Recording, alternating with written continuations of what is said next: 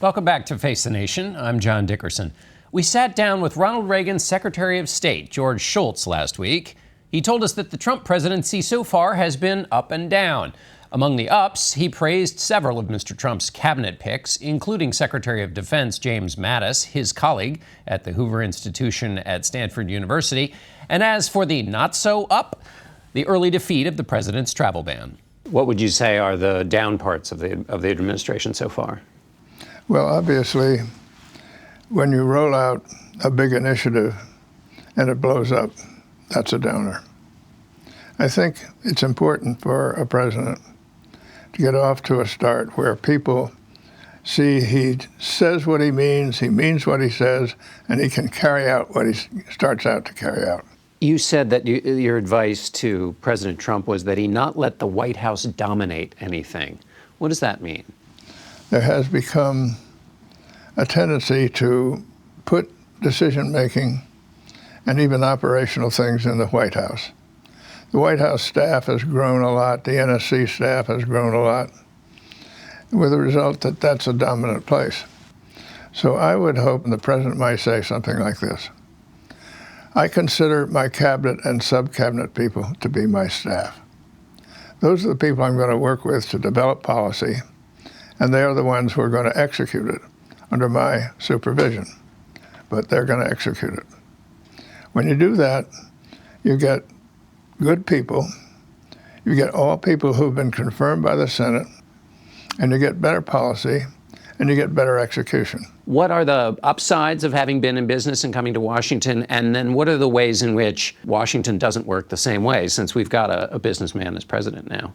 Mr. Tillerson called me up. I don't know him. And I said, I hear you're being knocked for being a businessman. He said, I was a businessman. And let me tell you, you have two big advantages. Number one, you've known how to run a big organization. So you realize it's not about me, it's about the organization, getting the organization rolling so that it does things. Say, as head of Exxon, you didn't want to run a refinery, but you wanted to be damn sure you had people in the company that did know how to do it. By the same token, in the State Department, you've got people stationed all over the world. So a big part of your job is to see to it that that organization works. And it's not that difficult, but you can do it. You know how to do that. And the second thing that's happened to you as a businessman is you go places and you have to hire people and fire people and buy things and sell things and get your money out and all kinds of things like that. That's kind of the way the country really works. What advice did you give Secretary of State Tillerson? Well, I think the Secretary of State has to establish two things. One, that he's close to the president and that he speaks for the president. And being close, the president listens to him.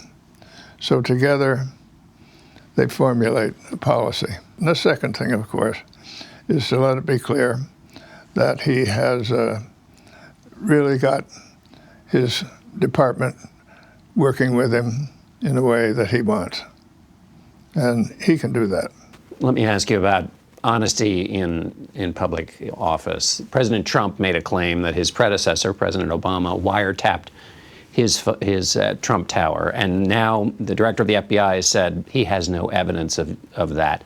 What cost is that for a president to say something that doesn't turn out to have evidence behind it? Well, he's got to figure out a way not to get out of it, to say, okay, I made a mistake, and go on from there. Because you've got to establish an atmosphere of trust. Trust is the coin of the realm. And you need to do that with other leaders or people you're going to deal with, including your adversaries. I go back to my days in Marine Corps boot camp at the start of World War II. Sergeant hands me my rifle. He says, take good care of this rifle. This is your best friend. And remember one thing, never point this rifle at anybody unless you're willing to pull the trigger. No empty threats. And you can extrapolate that and say, mean what you say, and carry out what you say you're going to carry out. Then people will trust you. Then they can deal with you. Because they know if you say, I'll do something, you'll do something, you'll do what you said you're going to do. If I can't trust you, I can't deal. But if you trust you, then I can deal. And so trust is the coin of the realm. Very important point. Some people heard President Trump's inaugural address and some of the things he's said, and they feel like his version of nationalism is pulling America back a little from its foreign commitments. He argues, the president does, that America has been extended too far overseas and has lost focus on what's happening at home. Do you share that view? Well, you can extend yourself too far, and we've made some mistakes. But I think that we have a major role in the world.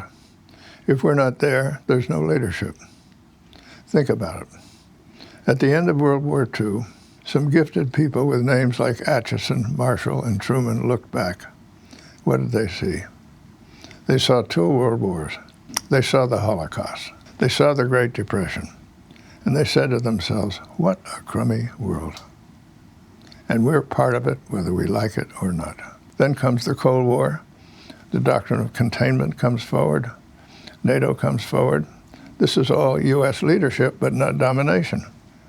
And by the time the Cold War was over, I think you could say there was in the world a security and economic commons from which everybody benefited.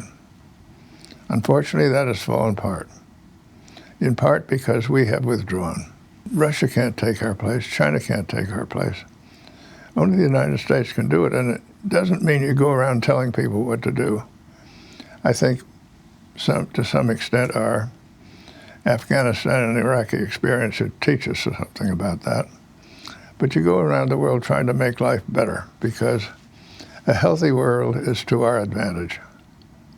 What do America's allies need to hear right now? Well, they need to hear that we're in the alliance, full bore.